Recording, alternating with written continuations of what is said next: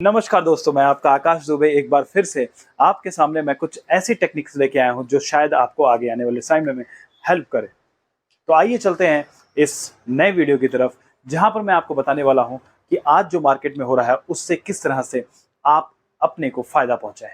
क्योंकि जैसा कि आप देख सकते हैं कि सारी मार्केट में उथल पुथल है, चारों तरफ कहीं ना कहीं मार्केट गिर रहा है। कहीं अमेरिका में एसवीबी बैंक जैसे बैंक्स बंद हो रहे हैं और हाहाकार मची हुई है। उधर रूस यूक्रेन पे जो हमला किया उसके बाद से मार्केट अपने आप को संभाल नहीं पा रही है। क्या ऐसा लगातार चलता रहेगा हमारे इंडियन मार्केट में या फिर वर्ल्ड के दूसरे मार्केट्स में? मैं अगर आपको इन्वेस्टमेंट के बारे में बताना चाहूंगा तो वो 3 तरह के इन्वेस्टमेंट बताना चाहूंगा, जिसमें आप अपने इन्वेस्टमेंट कर करके अच्छे रिटर्न्स कमा सकते हैं और साथ में अच्छे रिटर्न्स के साथ साथ में आप सेफ्टी भी देख सकते हैं। क्योंकि अगले लॉन्ग टर्म के लिए अगर आप कुछ इन्वेस्टमेंट करना चाहते हैं, ये तरीके जो 3 तरीके मैं बताने वाला हूँ वो बहुत ही इंपॉर्टेंट साबित हो सकते हैं। इस तरह से बैंकिंग सिस्टम हिला हुआ है पूरे वर्ल्ड में और अमेरिका का सिस्टम पूरी तरह से प्रॉब्लम में आ चुका है।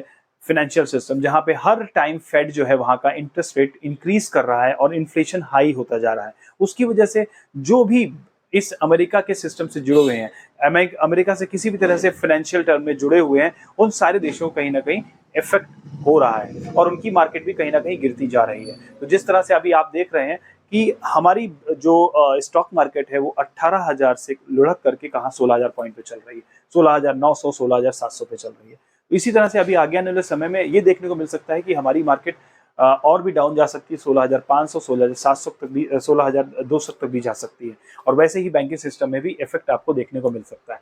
तो इस तरह से अब ऐसे समय में आदमी इन्वेस्टमेंट करे तो कहाँ करे?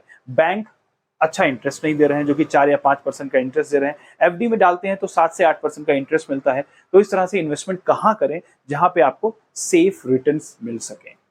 तो दोस्तों, कभी भी अगर आप इन्वेस्टमेंट करना चाहते हैं तो हमेशा ध्यान रखें, लॉन्ग टर्म में इन्वेस्टमेंट करने की कोशिश करें और दूसरा कोई उपाय नहीं है जिसमें आपको अच्छे रिटर्न मिल सकते हैं। अब बात करते हैं फंड एलोकेशन की। फंड एलोकेट कैसे करें? जैसे मान लीजिए आपके पास में 1 लाख रुपए है और आप इसको इन्वेस्टमेंट करना चाहते हैं। बहुत ही छोटे में बताऊं जिससे आपको समझ में भी आ जाए और आपके लिए बात बहुत आसान हो जाए। तो अगर आपके पास में 1 लाख का फंड है जिसको आप इन्वेस्टमेंट करना चाहते हैं, तो सबसे पहले आप उसमें से 20% निकाल दीजिए, जिसको आप कहीं ना कहीं म्यूचुअल फंड में इन्वेस्ट कर दीजिए, जो कि आपकी लॉन्ग टर्म के लिए अच्छा रिटर्न दे। और म्यूचुअल फंड को सेलेक्ट करने के लिए मेरे दूसरे वीडियोस को देखते रहिए, जिसमें मैं आपको अच्छे म्यूचुअल फंड बताऊंगा जो अच्छे रिटर्न दे चुके हैं पिछले 5 से 6 सालों में। दूसरा, जो कि 30% आपका फंड हो, उसको कहीं ना कहीं एफडी में इन्वेस्ट करिए। वो बहुत जरूरी है क्योंकि एफडी एक इस तरह का इन्वेस्टमेंट है जो कब आपको रिटर्न तो कम देगा, लेकिन हाँ, आपके इमरजेंसी केस में एफडी ही आपके काम आती है। इसलिए इसको 30% को आप उस फंड को उसमें डाल दें।